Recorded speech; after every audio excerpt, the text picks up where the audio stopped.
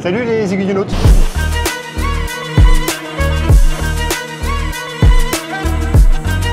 On est parti pour une petite escapade dans le Morvan que j'ai pu faire à bord de l'autorail Picasso X4039 de la BFC, l'association des autorails de Bourgogne-Franche-Comté, le dernier week-end de mars de cette année. Direction Cercy-la-Tour, puis Clamecy pour un voyage historique. C'est doublement historique, c'est que d'une part, il n'y a pas eu de voyageurs depuis 1953, et puis la dernière fois sur la ligne là. Sur la ligne, hein, et depuis que la BFC a fait sa dernière circulation, c'était à peu près il y a une vingtaine d'années. Un week-end organisé par le train à vapeur d'Auvergne avec le soutien du GADEFT, groupement d'aide au développement des exploitations ferroviaires touristiques. Tout à fait, c'est le GADEFT avec la 140C27 qui sont venus nous prêter main forte, voilà, redonner une petite odeur de charbon à nos circulations. On profitera d'un arrêt à Cercy-la-Tour où était organisée une fête pour célébrer les 140 ans de la ligne vers Clamecy pour prendre des nouvelles de cette association et lui soutirer des informations confidentielles comme il se doit. Ne le dis à personne, hein, surtout. Personne ne le saura. Non, bien sûr. Personne n'entendra cette interview. Et notre route se poursuivra jusqu'à Clamecy en compagnie de l'X 2403 du chemin de fer de la Haute-Auvergne qui sera jumelé avec l'X 4039 de la BFC, ce qui veut dire que chacun des autorails conservera son propre conducteur. À charge pour eux de bien se coordonner. C'est pas celui qui prime, c'est ça ce qu'on entend. Voilà. Dans ce nouveau reportage, je vous fais revivre la journée du samedi qui a été consacrée aux circulations des autorails, qui ont ouvert la voie en la débarrassant des quelques arbres qui, conséquence des fortes pluies de cet hiver, s'étaient mis en travers, permettant au train à vapeur de parcourir la ligne en toute sérénité le lendemain dimanche. Bonjour et bienvenue dans l'Aiguillage.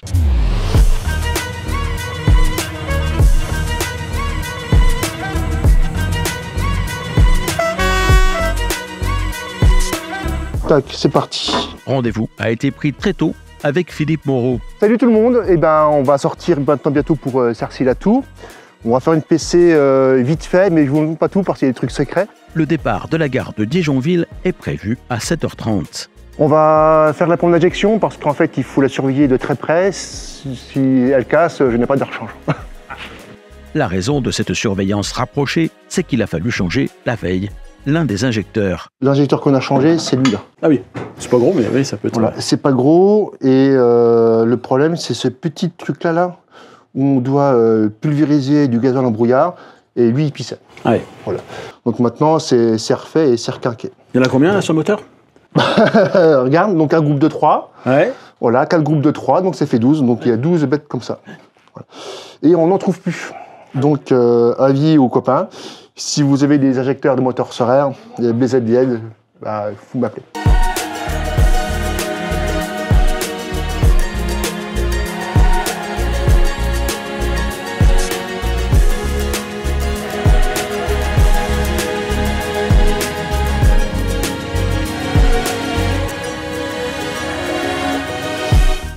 Pour l'heure, tout va bien. Le moteur du Picasso a démarré au quart de tour. Aucun dégagement de fumée suspect et la température est correcte. Mathéo, qui sera le premier des 4 conducteurs qui se succéderont sur la journée, va pouvoir procéder aux derniers essais et sortir l'autorail du dépôt. Les opérations préalables ont été faites, voilà, au niveau de la préparation courante. Donc là, l'essai de l'appareillage, donc on va commencer par mettre en service le frein. Donc l'autorail est bien calé.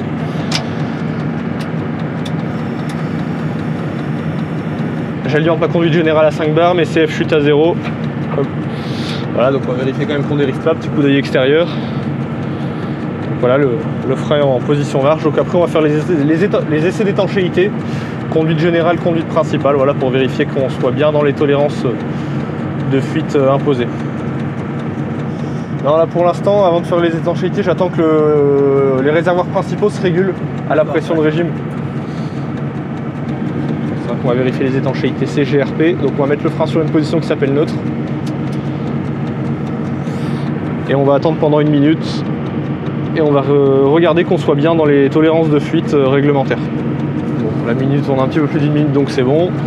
Les étanchéités sont bonnes. Maintenant, on va faire un essai de fonctionnement du frein. Donc on va faire une dépression de 1 bar. Dans la CG, donc on contrôle la dépression ici, on contrôle la montée de pression au cylindre de frein, donc c'est bon. L'essai de fonctionnement du frein est concluant. Donc on va faire la position du serrage d'urgence. Donc vidange complète de la CG, mise en montée de pression maximale au cylindre de frein.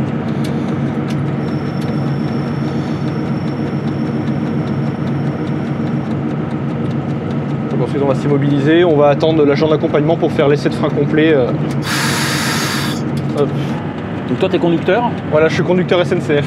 J'ose pas te demander que tu ne conduis évidemment pas des Picasso. C'est des engins beaucoup plus malades. T'es sur quoi? Moi je fais du TER et de l'intercité de nuit. Voilà. Donc tu te trouves avec quel type d'engin En engin, en TER, 73 500, 72 500, AGC, Régiolis. Et en train de nuit, les BB 75 000. Qu'est-ce qui t'a donné envie là, de te frotter à quelque chose de beaucoup plus...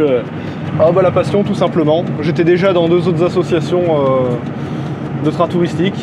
Et puis après, le bouche à oreille s'est fait, on va dire, et on m'a proposé de venir à la BFC. Donc après voilà, le fonctionnement de l'autorail, fonctionnement assez simple.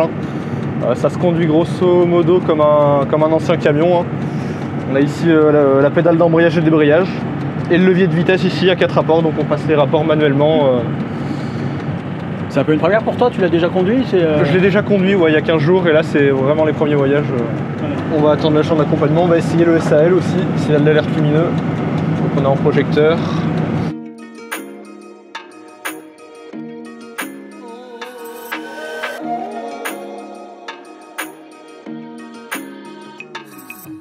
L'X4039 est fin prêt.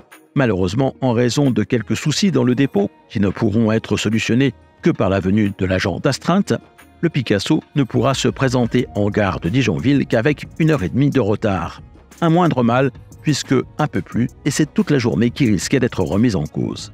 On s'en sortira pour cette fois avec de simples ajustements d'horaire à opérer dans le programme. Une fois les passagers embarqués à Dijon, l'autorail met le cap vers le sud par la ligne Paris-Lyon-Marseille sur Chagny, une voie sur laquelle il pourra rouler jusqu'à 120 km/h. Puis il bifurquera vers l'ouest sur la ligne conduisant à Nevers. Au bénéfice d'un arrêt à Saint-Léger-sur-Deûne, Mathéo cédera les commandes à l'un des autres membres bénévoles de l'association. Ces sorties, qui ne sont pas si nombreuses, sont en effet l'unique occasion pour chacun de prendre le manche. Alors, une relève est organisée très régulièrement. Pour Mathéo, l'heure du débrief est arrivée. Écoute, pour une deuxième, c'était plutôt pas mal. Après, voilà, faut pratiquer pour arriver à maîtriser l'engin parce que c'est pas évident. Même quand on a beau être conducteur de métier, c'est quelque chose où un engin où on n'a pas l'habitude de travailler. Passer les vitesses à la main, anticiper, savoir faire les rétrogradages. Donc c'est un savoir-faire qui nécessite un minimum d'apprentissage. On a beau connaître le reste, que ce soit la réglementation, que ce soit même nos engins modernes. C'est quand même à part. C'est quand même à part et ça demande une bonne maîtrise qui vient au fur et à mesure de la pratique.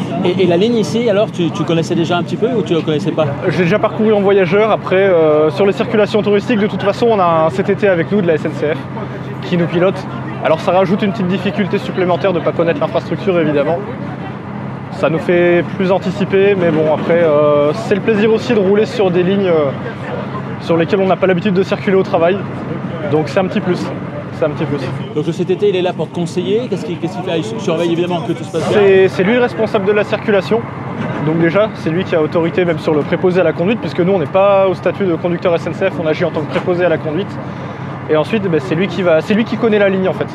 Nous, l'association, on fait l'habilitation engin, le CTT connaît la ligne, et c'est lui qui nous donne la signalisation qu'on doit avoir, les vitesses à respecter, les particularités de la ligne. Donc toutes les caractéristiques, c'est lui qui nous les donne. Un peu des conseils de conduite aussi ou pas du tout? Alors les pilotes, ils connaissent pas forcément l'engin. Donc après, c'est nous qui pratiquons vraiment la maîtrise de l'engin moteur. Eux, ils sont là pour la ligne et nous, on gère plus l'engin. Même s'il peut nous dire d'anticiper certaines choses, c'est nous qui avons la maîtrise principale sur l'engin. Bon, à quoi toi tu peux mesurer le fait que ça s'est bien passé? C'est parce que tu n'as pas trop perdu de temps en ligne? Tu as fait l'horaire? Oui, voilà, on a essayé de rattraper quelques minutes. On a rattrapé 5 minutes au départ de Dijon. Ensuite, après, les vitesses se sont bien passées. De manière progressive ou bien les rétrogradages. J'ai eu à faire un rétrogradage à un moment, de passer de la 4e à la 3e.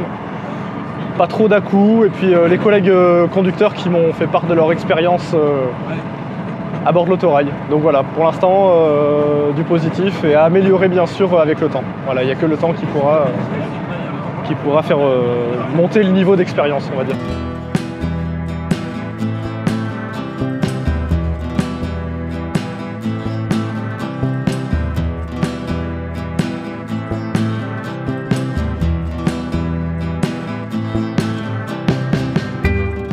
Compte tenu du retard qu'accuse l'autorail, le temps passé en gare de Cercy-la-Tour sera des plus brefs, réduit à celui nécessaire à faire la manœuvre de changement de voie afin de placer l'X 4039 devant un autre engin historique, l'X 2403 de l'Association des chemins de fer de la Haute-Auvergne. Le trajet se poursuit en effet en jumelage vers Clamecy sur une ligne inaugurée il y a tout juste 140 ans, dont la partie sud ne voit plus passer de trains de voyageurs depuis plus d'un demi-siècle. Seuls quelques rares trains de fret y circulent encore. Le voyage de ce week-end est donc historique. C'est doublement historique, c'est que d'une part, il n'y a pas eu de voyageurs depuis 1953, et puis la dernière fois sur la ligne là. Sur la ligne, hein, et depuis que la BFC a fait sa dernière circulation, c'était à peu près il y a une vingtaine d'années. Et là aujourd'hui, en fait, c'est grâce au train à Peuple d'Auvergne qu'ils ont pu organiser donc l'ensemble de cette manifestation, avec le soutien de 3 assos, donc la TVA, Train à Peuple d'Auvergne, le CFHA qui est juste derrière nous avec le 1403, et puis nous la BFC en tête de ligne et en marche à vue ce matin pour aller jusqu'à Corbeny. Pour cette ligne-là, c'était un classique de la BFC. Lorsqu'on faisait le tour du Morvan, on arrivait par Auxerre et on descendait à Cercy-la-Tour via Corbeny. Et c'était vraiment un classique du genre de la BFC. Maintenant, on a réussi avec le TVA et le CFHA à refaire un tour historique qu'on n'a pas fait depuis moins de vingtaine d'années. Donc c'est super sympa de le faire. Et le jumelage avec le CFHA, c'était déjà fait, cette oreille-là? Alors, ouais, parce qu'en fait, on est presque des assos qui sont frères. Donc, on est habitué à faire du jumelage avec eux, avec un code jumelage qui marche super bien. Voilà. Alors, justement, tu peux nous raconter comment ça marche ces codes? On entend des bips. Alors, il ne faut pas confondre entre les bips du code de jumelage et les bips de départ. Ouais. C'est la même sonnerie. Sauf qu'en fait, là, sur le code jumelage, il y a 3 trucs à savoir. Le demande effort de traction, je veux dire, 2 coulons. Cessation d'effort de traction, c'est 1 coulon, un coup bref. Et puis, accusé réception pour le 1403, un coup bref. Une fois qu'on sait ça, ça va tout seul. Ça se fait tout seul. Ouais. Bon, ils sont quand même reliés par radio quand même. Et après, voilà, et en plus de ça, donc, on aime la voir sur ce truc-là, quand ça va bien, il n'y a pas de problème d'embrayage. Et on préfère solliciter pas trop l'embrayage, mais solliciter l'effort de traction entre les deux engins. Et après, on a rajouté en plus les talkie-walkie de cachet. Mais c'est pas celui qui prime. Celui qui prime, c'est ça ce qu'on entend. Voilà. Donc décodage, ça veut dire ça? Voilà, donc là il a dit couper traction. Okay. Voilà, c'est concret. Ça fait. Bon, le 4039, c'est un peu ton bébé là quand même. Tu peux nous raconter l'histoire que tu as avec lui? Oui, alors c'est une histoire qui a commencé il y a 20 ans à la BFC. Quand j'étais arrivé, il y avait à cette époque-là la mise en service du 3886 qui était la nouvelle acquisition de la BFC. Et lui, en fait, le 4039 était tombé plus ou moins à l'abandon. Et lorsqu'on a eu la panne avec le 86, on a remis en état le 39 avec 2 assos, le CFTSA et un petit peu le soutien de la TTCV, donc Arnaud Dumont et Michel Rémy. Et on a pu faire en sorte que l'autorail retrouve ses 300 marches courbées. On n'arrive pas à 320, on arrive maintenant à 314, 315. Donc c'est déjà pas mal. C'est quand même pas mal. Et effectivement, donc après, il y a au sein de la BFC un pôle administratif, un pôle juridique et un pôle maintenance. Et donc je gère le pôle maintenance de l'autorail depuis 15-20 ans. On t'a vu tout à l'heure, tu as dû changer un injecteur un peu en dernière minute, hier avant de partir. Alors en fait, je suis un ancien thermicien à la SNCF. Donc j'ai encore des vieux trucs du Briscard. Et lorsqu'on est en pleine effort de traction, on regarde un peu de temps en temps le dégagement de fumée. Le Picasso était un peu bleu, mais on a envie d'avoir un Picasso à 100% opérationnel. Donc il y avait quand même 2 injecteurs qu'on a repérés avec Michel Rémy qui était HS. Et donc on a remplacé un qui était vraiment le plus malade. Et maintenant ça va super bien. Ce matin, le 120 à l'heure, ça fait du 120 sans fumer. Ouais, c'est quand même bon. C'est presque un autorail écologique, on va dire. C'est pas loin, oui. Il y a encore des travaux sur l'autorail qui sont prévus? On fait beaucoup de maintenance préventive. Ouais. Dans le temps, il y avait beaucoup de maintenance corrective, mais ça peut durer un petit peu et c'était la dernière minute. Maintenant, on fait beaucoup de prévention. Et maintenant, la prévention s'estompe parce qu'en fait, on acquit vraiment une expérience sur le Picasso qui nous permet après de vivre un peu sur les acquis de la maintenance qu'on fait. Donc certes, ça coûte un petit peu d'argent, mais ça porte ses fruits après sur la sécurité de circulation et puis sur le maintien de circulation en tout cas. Tu as parlé d'un changement de roue, c'est quand même pas complètement banal quand même. Alors là, c'est pas banal. Ouais. C'est effectivement pas banal. Les diamètres des roues s'essoufflent, Ouais. du moins s'estompent. On se limite maintenant à faire de la prévention et puis pas de la prévention des roues, mais on se limite à avoir une utilisation maîtrisée de l'usure des roues. Et on a fait une commande, il y a eu une commande de fait jumelée entre 3 assos, donc le chemin de fer de Bretagne, la BFC et une autre, je ne sais plus laquelle d'ailleurs. Et on a fait une commande groupée chez Valdune des roues de Picasso. Ouais. Donc l'autorail aura des roues neuves avec un diamètre de 863 mm. Parce qu'il y a un moment où tu peux reprofiler les roues jusqu'à un certain point. Alors, et de certains points, le diamètre limite d'usure, c'est 820 mm. Voilà, donc là tu as atteint ou pas encore, mais en fait tu vas l'atteindre. Si on fait des pas, machin, Oui, voilà, on fait jamais de pas. Mais on arrive à maîtriser les gestes de conduite, comme fait Laurent, donc il maîtrise parfaitement l'engin. Et du coup, on évite de faire des plats ou des serrades d'urgence. Ce qu'on pourrait faire là, parce que là, nous sommes tellement en marche à vue. Ouais. Si on voit un obstacle, on fait des d'urgence, mais on ne le fait pas, mais on limite un petit peu ce truc-là. La saison, donc elle commence là pour la BFC. Qu'est-ce qui va se passer cette année? Je crois qu'il y a pas mal de projets sympathiques. Ouais, il va y avoir un très très grand moment cet été, de mai à septembre. Mais en fait, l'autorail sera emmené à Sotteville pour de la maintenance corrective. Ouais. Donc on a besoin d'avoir un dépôt qui ait de la place. Donc on ira avec le PCV, mettre l'autorail là-bas pour la maintenance corrective. Puis après, une fois que ça sera refait, pour les 2-3 points de carrosserie, 2-3 points de bougies, on pourra après se permettre de faire des petits tours en Normandie. Donc le 1er 2 juin, il y aura un Lisieux quelque part, je ne sais plus trop les parcours, mais il y aura des beaux parcours qu'on n'a pas fait depuis plus de 20 ans.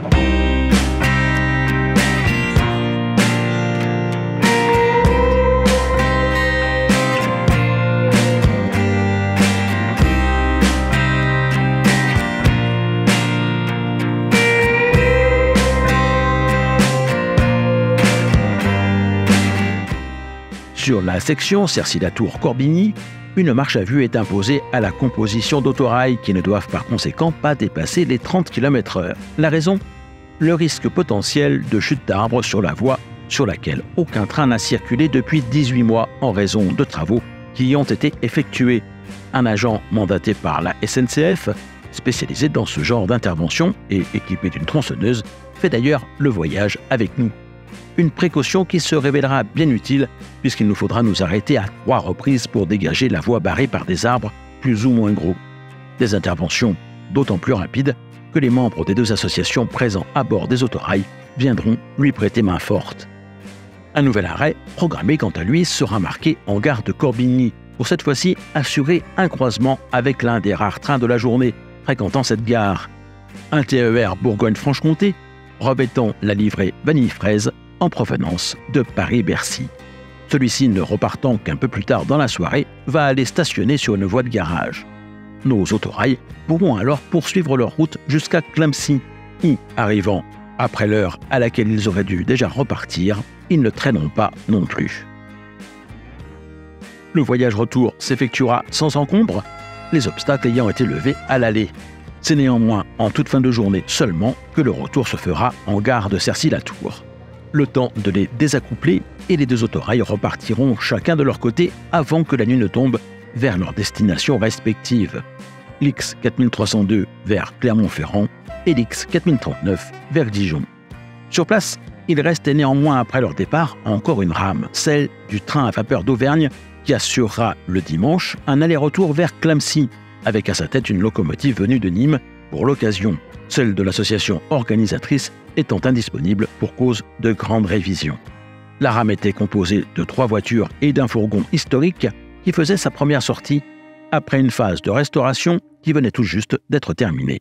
Je fais partie des quelques personnes de l'association qui ont travaillé sur ce véhicule de 1928. Donc 1928, ça veut dire un peu de vécu, donc quelques marques du temps qu'il a fallu reprendre. Donc c'est notre ami Vincent qui a commencé à observer un peu la carrosserie, regarder ce qu'il pouvait faire, où ça fuyait, etc. Donc notamment les vitres. Et puis ensuite, quelques petits points de carrosserie où ça coulait de l'eau. Et puis quelques gros points de tôle qui étaient troués. Et puis des morceaux qui avaient plus.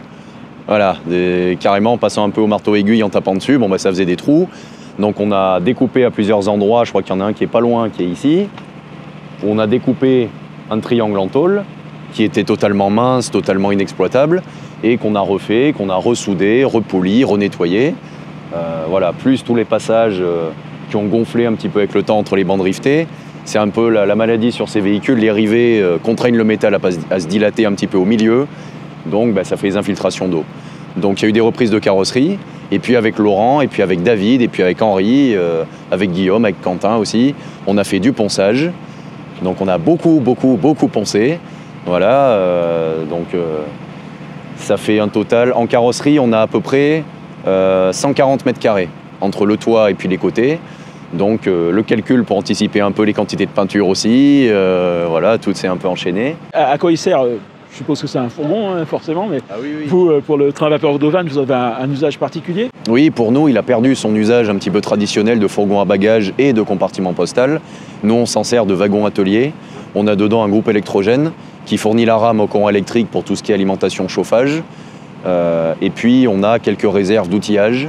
Voilà, on s'en sert aussi d'espace de stockage, comme par exemple pour un week-end comme aujourd'hui, où on a besoin d'emmener beaucoup de matériel, beaucoup d'affaires personnelles même pour se changer, pour vivre, etc. Des grands escaliers aussi pour accéder aux machines pour le public et tout un tas de choses dont on se sert. Quand on part sur plusieurs jours, il faut prévoir un petit peu tout ce qui peut se passer, même l'imprévisible. Donc on essaye de faire au mieux. Donc c'est devenu du stockage wagon atelier. Et puis alors cette rame-là, puisque en fait, le fourgon évidemment n'est pas tout seul, Oui. circule ce week-end de nouveau derrière une locomotive à vapeur, pas la vôtre, Exactement. mais tu peux nous dire quelques mots Bientôt. de l'accord. Oui, je sais qu'il y a pas mal de travaux qui sont en cours. Voilà, croisons les doigts pour que C'est ça. ça avance. Donc en attendant, c'est les collègues de Nîmes qui sont venus. Oui, tout à fait. C'est le GADEFT avec la 140C27 qui sont venus nous prêter main forte, voilà, redonner une petite odeur de charbon à nos circulations. On les a contactés via Flavien surtout, parce qu'on a vu les saisons qu'ils avaient fait au Creusot, avec la 241P du Creusot. Donc on s'est dit, cette année, qu'est-ce qu'ils font? Ils font rien. Bon, venez nous voir. On a besoin de vous. Ça s'est passé comme ça. Ça s'est passé comme ça. Quentin est venu avec un autre membre au dépôt de Clermont-Ferrand. On a discuté beaucoup avant par mail. Les échanges, qu'est-ce qui était possible de faire, quel volume de circulation, puisqu'on ne peut pas leur demander non plus de faire 50 trains dans l'année. Puis même nous, on n'a pas assez de congés pour faire 50 trains, malheureusement. Donc voilà, ça s'est fait comme ça. Et on a noué notre partenariat. On a conclu tout un tas d'accords sur les circulations. La 140C, notre rame, et puis la magie pour les voyageurs. Et puis tu disais vivement que la locomotive à vapeur revienne. Alors elle en est où, la vôtre? Elle en est où? Alors, c'est une question vaste. Flavien a pas mal avancé sur le dossier pour la révision de la machine. On a les demandes de financement qui sont en cours. On a eu des rendez-vous avec la DRAC déjà par le passé qui ont abouti à des choses très constructives. On sait qu'on va être suivi sur cette restauration et ça nous motive beaucoup de savoir qu'on va être accompagné, qu'on va être aidé, qu'on va être en partie financé aussi, puisqu'il y a un apport à peu près... on va dire qu'il y a 300 000 € pour la révision, cours actuel, puisque les matières premières étant ce qu'elles sont, le prix fluctue un petit peu. Mais pour le moment, voilà, les dossiers sont quasiment bouclés, ça avance bien. Si tout va bien, alors je ne vais pas m'avancer, donc je t'ai rien dit Thierry, mais on va essayer d'attaquer le Tender cette année. Voilà, ne le dis à personne, surtout. Personne ne le saura. Non, bien sûr. Personne n'entendra cette interview. Pas de C'est ça. Donc, il y a une phase de recherche de financement. Il y aura une phase de travaux. Voilà. Là aussi, on est à horizon sans s'engager forcément. On est horizon, on va dire qu'on est optimiste, on est sur l'horizon 2026-27. Voilà, les travaux vont être découpés en plusieurs lots. Les essieux, les bogies, entre la machine et le tender, la chaudière, la cabine, qu'on va refaire aussi sur certains supports de visserie, de tôlerie, voilà. Et puis des petites choses un petit peu plus modestes aussi, tant qu'elle sera levée, de faire un peu un nettoyage d'un petit peu tout, de regarder l'état général, parce que tant qu'avoir la machine en l'air, on va en profiter. On espère que ça ne sera pas tous les jours, donc on va faire le maximum tant qu'elle est en travaux. On préfère que ça allonge un petit peu la durée, mais qu'on soit tranquille pour plusieurs années, plutôt que de revenir sans arrêt sur de l'entretien, de la réparation, des mauvaises surprises. Voilà, on espère partir pour au moins 5-6 ans, sans faire de gros travaux dessus, juste en faisant un petit hivernage de temps en temps, évidemment. Mais voilà, qu'on puisse se consacrer aussi à tout le reste, parce que il y a tout à faire. On a un programme sur l'année 2024 qui est bien chargé. On a environ une dizaine de circulations vapeur. Donc on va monter au Lioran pour l'arrivée du Tour de France avec la machine. On va aller sur les lignes de l'Allier. On va aller dans les gorges de l'Allier aussi. Donc très bonne surprise pour nous de rouler en vapeur sur les gorges de l'Allier. Et puis on va faire quelques trains avec notre rame 3R et un diesel 67-400. Parce que ce sont des trains qui sont toujours très demandés et qui offrent surtout une capacité qui est beaucoup plus grande que notre rame historique. Tout un programme donc pour le train à vapeur d'Auvergne, les chemins de fer de la Haute-Auvergne et les autorails de Bourgogne-Franche-Comté, laquelle association m'a accueilli pour ce tournage, sans compter toutes les autres qui vous peaufinent leur programme de voyage et d'activités pour cet été. Vous retrouverez les coordonnées de celles qui se trouvent juste à côté de chez vous ou de votre prochain lieu de vacances dans mon guide du tourisme et des loisirs ferroviaires, qui recense plus de 700 idées de balades ferroviaires à faire en France, seul, en famille ou entre amis. Allez, juste un exemple, le chemin de fer de la vallée de l'Aa à Arques dans le Nord, qui prépare une grande fête pour le mois d'octobre prochain pour célébrer les 150 ans de la ligne sur laquelle il circule et qui vient de se lancer dans la restauration de l'un des 2 derniers exemplaires de locomotive Cockerill de type 5 qui subsiste dans le monde. C'est le reportage que je vous propose de voir ou de revoir sur Aiguillage avant de vous retrouver la semaine prochaine.